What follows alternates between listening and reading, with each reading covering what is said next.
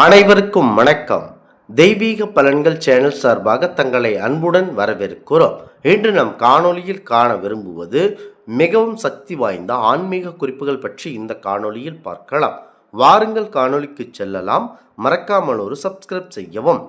இறைவில் செய்வனை போன்றோ அல்லது தீய ஆவிகளாகிய அவர்களால் துன்புறுத்தப்படுவதோ போன்றோ இன்னும் ஏராளமான கெட்ட கனவுகள் எதுவாக இருந்தாலும் உடனடியாக விலக படிகாரத்தை தலையணை அடியில் வைத்து படுத்தால் நிவாரணம் கண்டிப்பாக பெறலாம். உங்களுக்கு நிம்மதியான தூக்கம் வரும். வலது கை ஆள் காட்டி விரலில் இரும்பில் செய்யப்பட்ட மோதிரத்தை அணிந்து கொண்டால் கிட்னியில் கல் குறையும். மேலும் கிட்னி தொடர்புடைய வியாதிகள் எதுவும் வராது என கூறப்படுகிறது. யட்சணி என்னும் தேவதைகள் அனைத்து தேவர்களின் ஜாதியாகிய யட்ச இனத்தை சேர்ந்தவர்களாக இருப்பார்கள். ஆகவே யட்சணி அனைத்திற்கும் குபேரர்கள் தான் அதிதேவதைகளாக என வாஸ்து சாஸ்திரங்கள் கூறுகின்றன. தொடர்ந்து 108 நாட்கள் வெள்ளம் இலையில் சிகப்பு சந்தனத்தால் ஹிரீம் எனும் எழுதி ஓம் ஹிரீம் புவனேஸ்வரி நமக என 108 முறை உச்சரித்து காமாட்சி அம்மனுக்கு அல்லது சந்தன ரூபம் உள்ள அம்மனுக்கு 3 முறை ஆர்ச்சனை செய்தால் ராஜயோக வாழ்க்கை பெறலாம். கடன் விரைவில் தீர்ந்து நீங்கள் கோட்டீஸ்வரர் ஆகலாம் என்பது உச்சிதமாக இருக்கிறது. கண்டிப்பாக பௌர்ணமி நாட்களில் விரதம் இருந்து அம்மனுக்கு பாயாசம், சாப்பாடு, அறுசுவை உணவுகள் படையிலிட்டு நெய்வேத்தியம் செய்து தானம் செய்தால் பித்ருக்கள் தொடர்புடைய அனைத்து சாபங்களும் நீங்கி உங்களுக்கு விரைவில் புத்திரதோஷம் ஏற்பட வாய்ப்பு இருக்கிறது.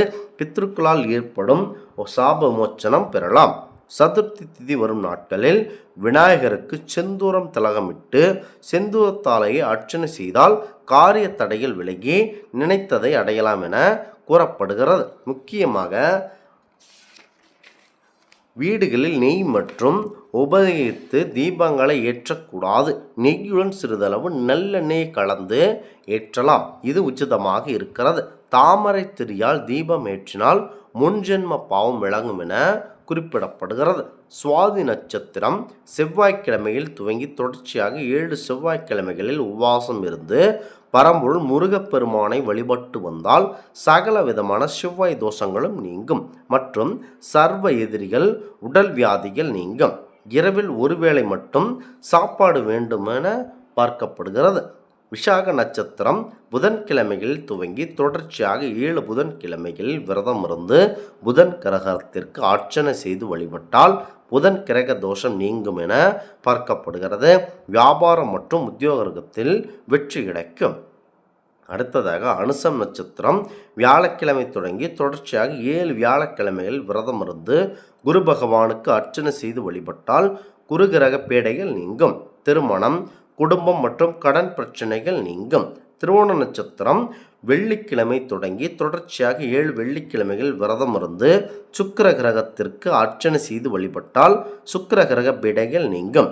திருமண தடை, மனைவி தொடர்புடைய தொல்லைகள், உடல் உபாதைகள் நீங்கும் என பார்க்கப்படுகிறது.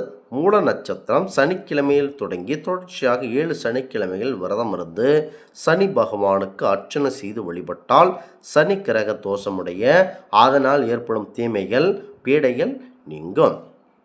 கார்த்திகை மாதம் வரும் பௌர்ணமியில் துளசி பிறந்ததாக கூறப்படுகிறது. ஆகவே அன்றைய நாளில் உபவாசம் இருந்து துளசி ஸ்தோத்திரம் சொல்லி துளசி இலையை தானம் செய்தால் அந்த வருடம் செய்த பாவங்கள் தொலைந்து போகும். விஷ்ணு பெருமானின் அருள் கிடைக்கும் என பார்க்கப்படுகிறது.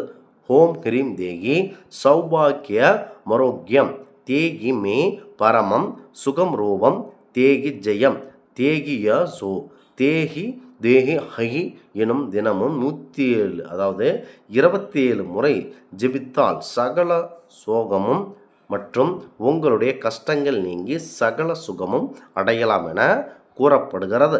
தொடர்ச்சியாக தடைகள், தொடர்ச்சியாக தோல்விகள் அதனை சந்திப்பவர்கள் சதுர்த்தி நாளில் விநாயகருக்கு அன்று அருகம்புல்லால் அர்ச்சனை செய்தால் நல்ல பலன்கள் உங்களுக்கு கிடைக்கும்.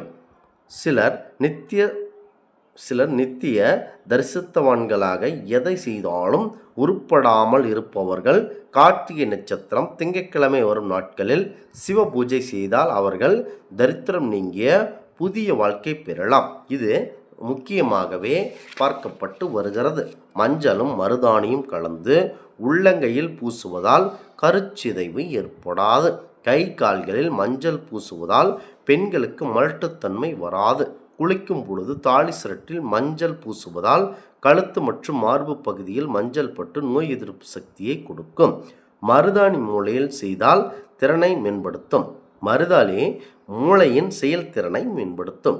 எனவே அடிக்கடி மருதாணி கையில் இட்டுக்கொள்வது சாலச் சிறந்ததாக பார்க்கப்படுகிறது. இந்த ஆன்மீக தகவல் உங்களுக்கு பிடித்து இருந்தால் தெய்வீக பலன்கள் சேனலை கண்டிப்பாக சப்ஸ்கிரைப் செய்து கொள்ளவும். மீண்டும் ஒரு நல்லதொரு காணொலியில் உங்களை சந்திக்கிறோம். நன்றி, வணக்கம்.